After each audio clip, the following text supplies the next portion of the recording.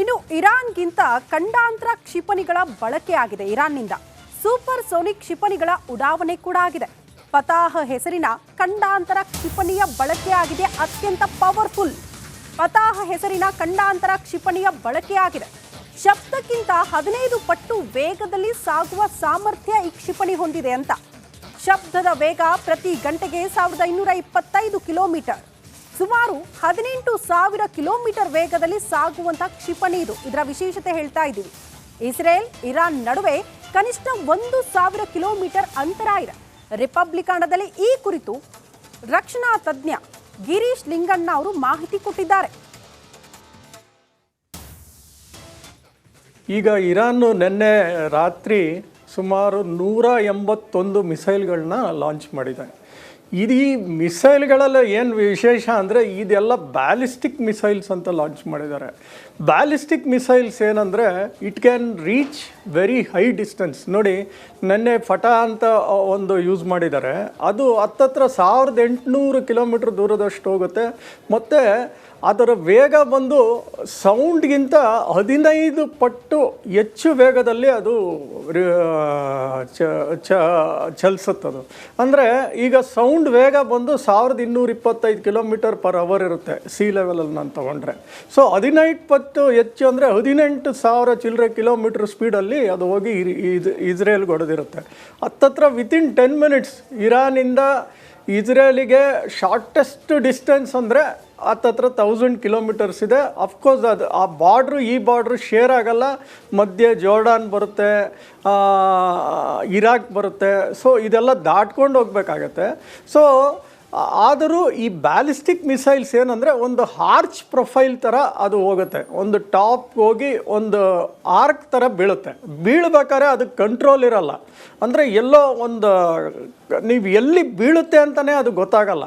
ಅಂಥ ಜಾಗದಲ್ಲಿ ಹೋಗಿ ಹೊಡೆಯುತ್ತದು. ಬಟ್ ನಮ್ಮ ಇಸ್ರೇಲ್ ಹತ್ರ ಇರೋವಂಥ ಆ್ಯಂಟಿ ವೆಪನ್ ಸಿಸ್ಟಮ್ ಅಂದರೆ ಈ ಐರನ್ ಡ್ರೋಮ್ ಇರ್ಬೋದು, ಆ್ಯರೋ ಸಿಸ್ಟಮ್ ಇರ್ಬೋದು, ಇಲ್ಲ ಡೇವಿಡ್ ಸ್ಲಿಂಗ್ ಅಂತ ಇಟ್ಕೊಂಡಿದ್ದಾರೆ. ಒಂದೊಂದಕ್ಕೆ ಯೂಸ್ ಮಾಡ್ತಾರೆ. ಈಗ ಆ್ಯರೋ ಸಿಸ್ಟಮ್ ಅಂದರೆ ಈಗ ಹತ್ತತ್ರ ತುಂಬ ಲಾಂಗ್ ರೇಂಜ್ ಮಿಸೈಲ್ ಅಂದರೆ 3,000-4,000 ಕಿಲೋಮೀಟ್ರ್ ದೂರದಿಂದ ಬರೋ ಮಿಸೈಲ್ನ ಅದು ಹೊಡೆಯೋ ಅಷ್ಟು ಶಕ್ತಿ ಇರ್ತದೆ. ಡೇವಿಡ್ ಸಿಸ್ಟಮ್ ಅಂದರೆ ಈಗ 1,500-1,200 ಆ ಕಿಲೋಮೀಟ್ರಿಂದ ಬರೋವಂಥ ಡಿಸ್ಟೆನ್ಸ್ನ ತಡೆಯುವಂಥ ಶಕ್ತಿ ಇರ್ತದೆ. ಅದಕ್ಕೆ ಪೆಟ್ರಿಯಾಟ್ ಮಿಸೈಲ್ಸ್ ಅಂತ ಅಮೆರಿಕಾಯಿಂದ ಯೂಸ್ ಮಾಡ್ತಾರೆ. ಮತ್ತು ಈ ಐರನ್ ಡೋಮಲ್ಲಿ ಈ 70 ಕಿಲೋಮೀಟ್ರ್ ಅಷ್ಟು ದೂರದಿಂದ ಬರೋ 70 ಕಿಲೋಮೀಟ್ರ್ ದೂರದಲ್ಲೇ ಅದು ನಿಲ್ಲಿಸುತ್ತೆ. ಹತ್ತತ್ರ ಈ ಮಿಸೈಲ್ಸ್ ಸಣ್ಣ ಮಿಸೈಲ್ಸ್ ಅಂದರೆ 200-300 ಕಿಲೋಮೀಟ್ರ್ ಅಷ್ಟು ದೂರ ಚಲನೆ ಬರುವಂಥ ಮಿಸೈಲ್ಸ್ಗಳನ್ನ ಯೂಸ್ ಮಾಡೋದನ್ನು ಈ ಐರನ್ ಡೋಮ್ ಯೂಸ್ ಮಾಡ್ತಾರೆ. ಹತ್ತತ್ರ 10-15 ಐರನ್ ಡೋಮ್ಸ್ ಇರ್ಬೋದು ಇಸ್ರೇಲಲ್ಲಿ. ಸೊ ಅದು 155 ಸ್ಕ್ವೇರ್ ಕಿಲೋಮೀಟ್ರ್ ಅಷ್ಟು ರಕ್ಷಣೆ ಕೊಡ್ತಾ ಬರ್ತಾ ಇರುತ್ತೆ. ಈಗ ಇರಾನ್ ನಿನ್ನೆ ರಾತ್ರಿ ಸುಮಾರು 181 ಮಿಸೈಲ್ಗಳನ್ನ ಲಾಂಚ್ ಮಾಡಿದೆ. ಈ ಮಿಸೈಲ್ಗಳಲ್ಲಿ ಏನು ವಿಶೇಷ ಅಂದರೆ ಇದೆಲ್ಲ ಬ್ಯಾಲಿಸ್ಟಿಕ್ ಮಿಸೈಲ್ಸ್ ಅಂತ ಲಾಂಚ್ ಮಾಡಿದ್ದಾರೆ. ಬ್ಯಾಲಿಸ್ಟಿಕ್ ಮಿಸೈಲ್ಸ್ ಏನಂದರೆ it can reach very high distance. ನೋಡಿ, ನೆನ್ನೆ ಫಟಾ ಅಂತ ಒಂದು ಯೂಸ್ ಮಾಡಿದ್ದಾರೆ. ಅದು ಹತ್ತತ್ರ 1800 ಕಿಲೋಮೀಟ್ರ್ ದೂರದಷ್ಟು ಹೋಗುತ್ತೆ. ಮತ್ತು ಅದರ ವೇಗ ಬಂದು ಸೌಂಡ್ಗಿಂತ 15 ಪಟ್ಟು ಹೆಚ್ಚು ವೇಗದಲ್ಲಿ ಅದು ಚಲಿಸುತ್ತದು. ಅಂದರೆ ಈಗ ಸೌಂಡ್ ವೇಗ ಬಂದು 1225 ಕಿಲೋಮೀಟರ್ ಪರ್ ಅವರ್ ಇರುತ್ತೆ ಸಿ ಲೆವೆಲಲ್ಲಿ ನಾನು ತೊಗೊಂಡ್ರೆ. ಸೊ 15 ಪಟ್ಟು ಹೆಚ್ಚು ಅಂದರೆ 18,000 ಚಿಲ್ಲರೆ ಕಿಲೋಮೀಟ್ರ್ ಸ್ಪೀಡಲ್ಲಿ ಅದು ಹೋಗಿ ಇಸ್ರೇಲ್ಗೆ ಹೊಡೆದಿರುತ್ತೆ.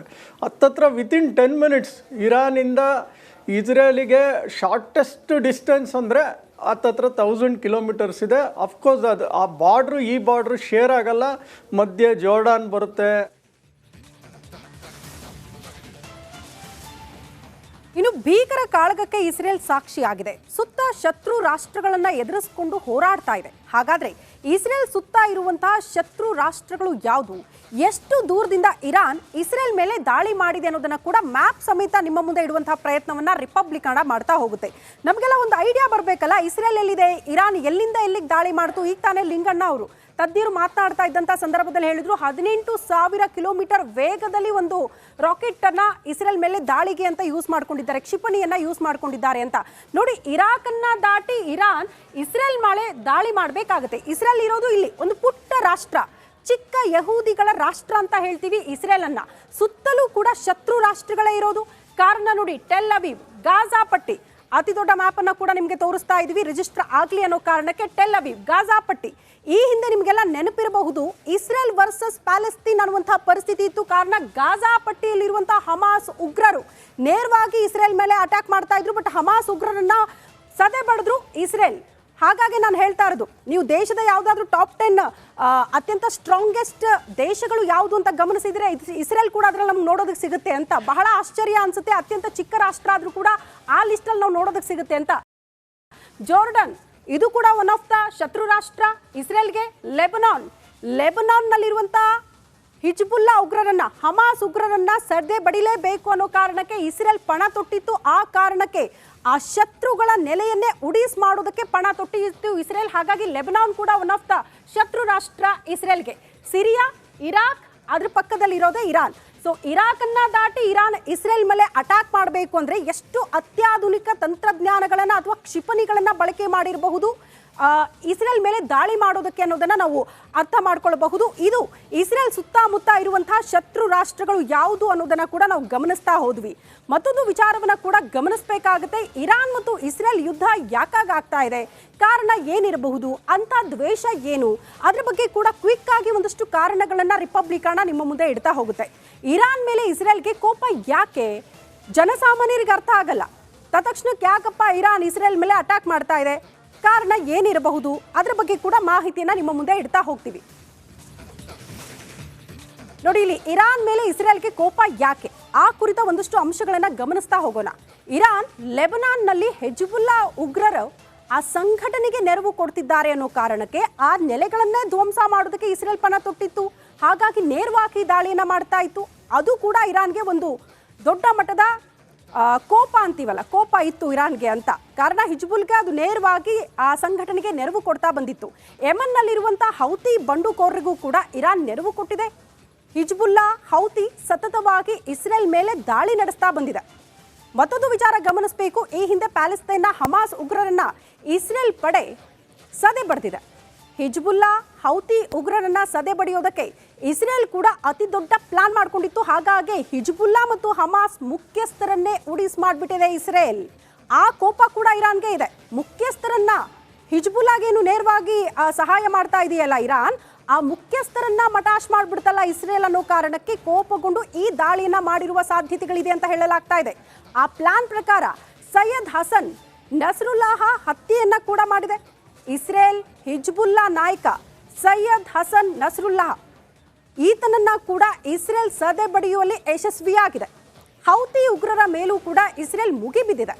ಹಿಜ್ಬುಲ್ಲಾ ಮತ್ತು ಹೌತಿ ಉಗ್ರರಿಗೆ ಈ ಇರಾನ್ ಬೆಂಬಲ ಕೊಡ್ತಾ ಇದೆ. ಅದೇ ಕಾರಣಕ್ಕೆ ಹೇಳ್ತಾ ಇರೋದು, ಇರಾನ್ ನೇರವಾಗಿ ಇಷ್ಟು ದಿನ ಇಸ್ರೇಲ್ ಮೇಲೆ ಅಟ್ಯಾಕ್ ಮಾಡಿಲ್ಲ, ಬದಲಾಗಿ ಹಿಜ್ಬುಲ್ಲಾ ಸಂಘಟನೆಗೆ ನೆರವು ಕೊಡೋ ಮೂಲಕ, ಹಿಜ್ಬುಲ್ಲಾ ಸಂಘಟನೆಯನ್ನ ಮುಂದೆ ಬಿಡೋ ಮೂಲಕ ಇಸ್ರೇಲ್ ಮೇಲೆ ದಾಳಿ ಮಾಡ್ತಾ ಇತ್ತು ಇರಾನ್. ಬಟ್ ಈಗ ನೇರವಾಗಿ ಇರಾನೇ ಅಖಾಡಕ್ಕೆ ಇಳಿದು ಬಿಟ್ಟಿದೆ, ನೇರವಾಗಿ ಯುದ್ಧ ಪ್ರಾರಂಭ ಮಾಡಿಬಿಟ್ಟಿದೆ ಅಂತ. ಈ ಇರಾನ್ ಕೂಡ ಇಸ್ರೇಲ್ ಟಾರ್ಗೆಟ್ನಲ್ಲಿದೆ.